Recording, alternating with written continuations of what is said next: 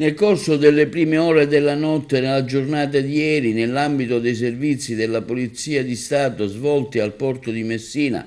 sugli imbarcaderi che trasportano i turisti, la Polizia di Stato di Agrigento e quella di Messina ha tratto in arresto al porto un uomo di 43 anni, residente nella provincia di Agrigento, trovato in possesso di circa 12,5 kg di cocaina. In particolare i poliziotti delle squadre mobili di Agrigento e Messina, impegnati in servizi di congiunti di controllo dei veicoli che transitano agli imbarchi di Messina provenienti da Villa San Giovanni, hanno fermato il conducente della vettura che già all'atto del controllo documentale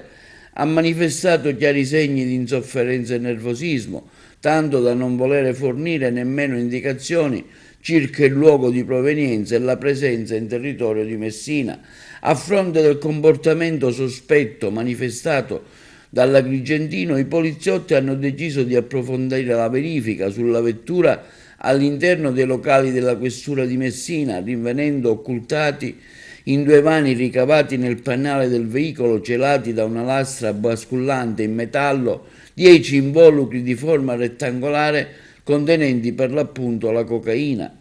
Vista la difficoltà a sbloccare i 2 vani, l'operazione di perquisizione è avvenuta con il supporto del personale della sede centrale dei Vigili del Fuoco di Messina, che utilizzando la specifica attrezzatura ha provveduto a forzare la carrozzeria interna della macchina al fine di recuperare la cocaina. L'arresto, su disposizione del PM di turno della Procura di Messina, è stato tradotto presso la casa circondariale della stessa città in attesa del giudizio di convalida.